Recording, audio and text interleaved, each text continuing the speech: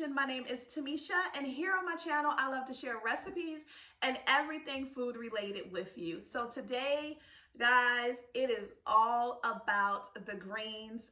Yes, it is all about the greens. Today, I'm going to be showing you guys how to make your best pot of greens. And we're going to be covering everything from mustard greens. I also bought some turnip greens. And of course, you know, I did not forget everybody's Southern favorite. We have collard greens as well. So I'm going to be showing you how to clean your greens. I'm also going to be showing you guys how to prepare them and season them. And of course, get them into the pot and cook them for your best pot of greens. And we're going to jump right into this video.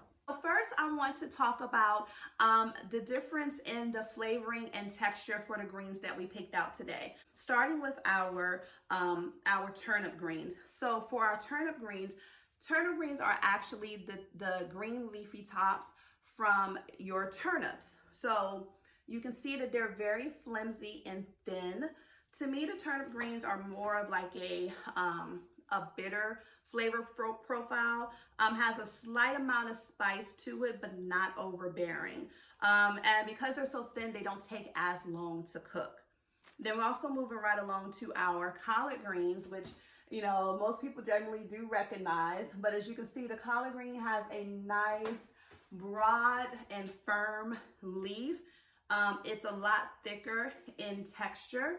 This does take a little bit longer to cook because of how thick it is. But also too, I feel like the collard green, if you're going to start cooking greens, this would probably be the best one to start with because the flavor is not overbearing. You know, to me, it's a lot more mild than the other two that we picked out today. Moving on to our mustard greens. Now, mustard greens live up to their name because they are spicy. They are a spicy green. As you can see, they're curly. They are slightly thin, but not as thin as the turnip greens. But they're nice and curly, a really pretty, vibrant green. I think I've mentioned this a couple of times before in previous videos, but when I was growing up, my grandfather was the most incredible gardener, and we had greens almost every single meal. And I can always tell when he threw some mustard greens up in the pot. But I generally always like to mix this with another green. And I also wanted to point out too, you see how curly our mustard greens are? They may look a little familiar, a little similar to kale. They're both pretty curly, but I wanted to put them side by side. The kale is a nice, deep, dark, leafy, curly green, whereas your mustard greens are more of a vibrant, like a bright yellowish green. Next up, I want to talk about the meats that you use to season your greens. So traditionally, there are a couple of options. There is fatback. Now, fatback is what I saw, I would say probably the most when I was growing up. It is from a pig, and on the back of a pig, it is the skin, and then the layer that's right beneath the skin. Then there's also ham hocks. So ham hocks is from a pig as well, and that is the lower calf kind of ankle area of a pig. And when you see it in grocery stores, it tends to be a little like meaty kind of. That is used when you are going to slow cook anything because it brings so much flavor. What I like to use is smoked turkey wings. So the smoked turkey has become my favorite way to season my pot of greens. I like to use it in green beans. I like to use it in soups as well. I love the smokiness that it brings.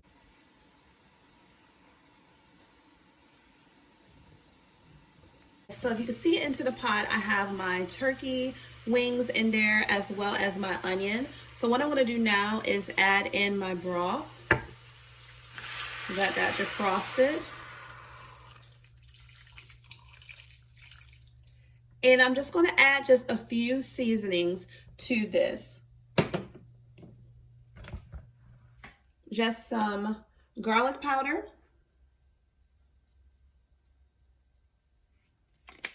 some onion powder, and some black pepper. The onion powder, garlic powder, and pepper are going to be the only seasonings that I'm going to add in here. Pretty much the smoked turkey and the broth, they're going to do all of the work, and they're going to season it just enough where the flavor of the greens can actually shine through from this. So what I'm going to do is I'm going to let this come up to a boil, and I'm going to bring it back down to a simmer and let it cook on low for an hour while we come over here to our sink and start cleaning our greens. Okay, so I want to get you over to the sink and give you an up-close look at why it is super important to clean your greens. Let me just show you the collard greens real quick. You can see how dirty that is.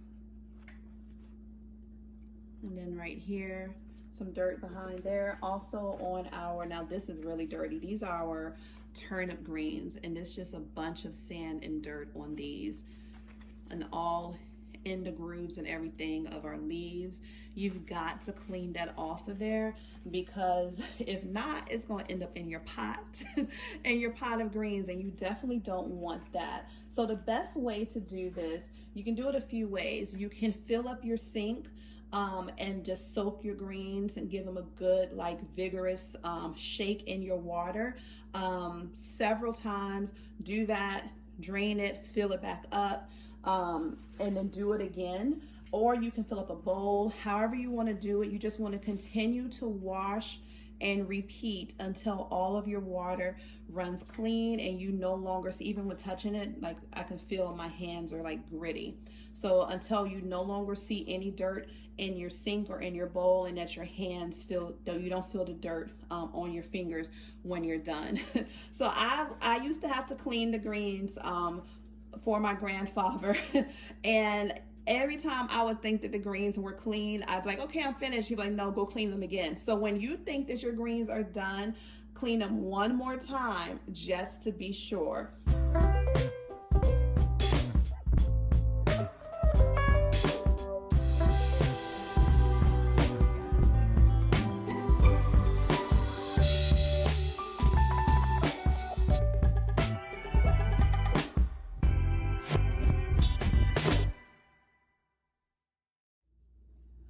Okay, so I am just about finished washing all of my greens. I have my mustard and my turnips done over here. So we're just finishing up on the collard greens, but I want to show you why it's super important to wash, and rewash again.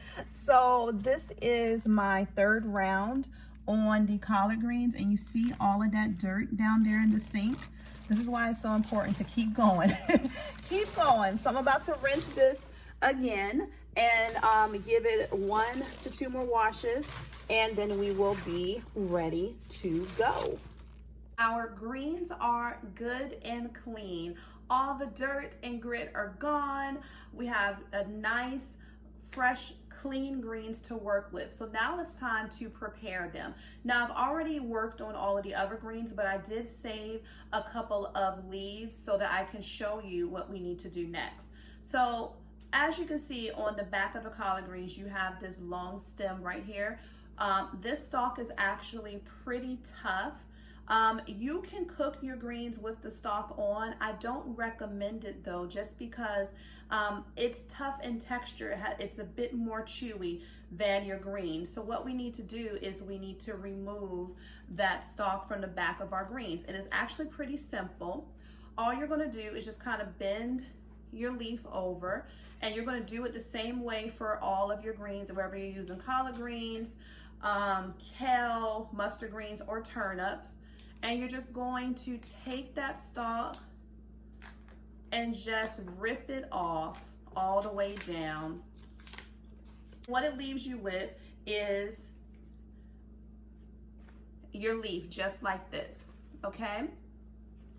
So now what you can do, there's a couple of ways that you can prepare your leaves for your pot of greens. For the mustard greens right here, you can just kind of take them and just tear them like that, give them a rough tear to cook it. The turnip greens are so thin that when I took the stems off, they just kind of just fell apart anyway. So you don't really have to do much to the turnip greens, but if you wanted to, you just kind of ball it and tear those as well. Now with the collard greens, what I like to do with these, because they're slightly bigger, I like to take them and roll the collard greens up like this. Now you can tear the collard greens as well too if you wanted to, but I like to just kind of give them a bit of a cut like this. Or you can do your collard greens the same way, which is just kind of tear them apart. It's up to you. It's all going to end up on your fork the same exact way. You just determine what size bite you want to take. So what we're going to do now, our smoked turkey has been going for about an hour. I'm going to finish getting all of these prepared, and then we're going to get these over to our stovetop and get them cooking. I have my 2 bowls just because it's a lot of greens right now. Right now it's a lot of greens, and a little bit it won't be. Cooking greens is very similar to cooking spinach. It's like, honey, I shrunk the greens. So once we get it into our pot, it's going to cook down a lot. So our smoked turkey and broth and onions, all of our seasonings have been going for about an hour now. So what we're going to do is start getting our greens into our pot. And then what you can do is just add it a little bit at a time until you fill the pot up. Lower that so y'all can see. Just until you fill the pot up. And then what you're going to do is let it cook down some, and you can take your spoon and just kind of push it down. Let it cook down a bit, and then just keep adding more until you get all of your greens in there.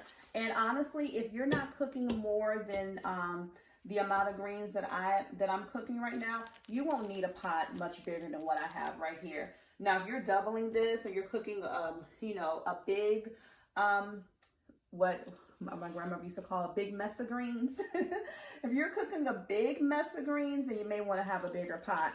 But I've been using this same size pot for my family for years with the same amount of greens, and it always magically works out to be just big enough. We got our first bowl in, and then now I'm going to add in the second bowl.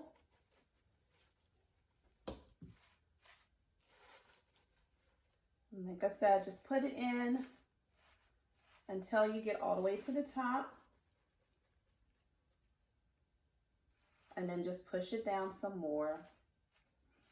Now, I can smell the mustard and the turnip greens hitting the heat, and it reminds me of my grandmother's kitchen. Oh my God. I miss her so much. I miss my grandparents a lot, but I'm telling you, we had the best meals in that kitchen. The memories.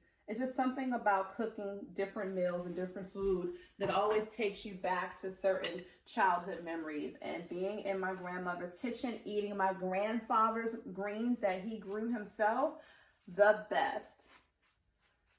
Add some cornbread to it, and oh my gosh, I'm telling you. Okay, you see how we got all of these greens in here? Let me bring you closer. So you see the magic of cooking. All of those greens shrink down to fit into this regular size pot. So what we need to do now is you want to let your greens cook for a while. And how long you let your greens cook is pretty much up to how tender you prefer for your greens to be. So for me, I don't like mushy greens. So my greens generally don't go any longer than an hour and a half tops. Sometimes maybe an hour and 45 minutes, it just depends. But usually an hour and a half is good for me, which is why I like to let my smoked turkey cook first, because I want my smoked turkey By the time my pot of greens are done, I want my smoked turkey to be falling off of the bone. So I let my smoked turkey go first because I know that that needs to cook way longer than my greens. But cook your greens until they are the tenderness that you prefer. So what I'm gonna do is, I have this on low right now because my smoked turkey was cooking on low. I'm gonna bring this up to a medium and just get some good heat going in here, and then I'll bring it back down to simmer for another hour and a half. And then we'll come back and add just a few more things into our pot. Okay, so I had to bring you guys over here and show you our pot of greens because they are just about finished. Our greens are nice and tender.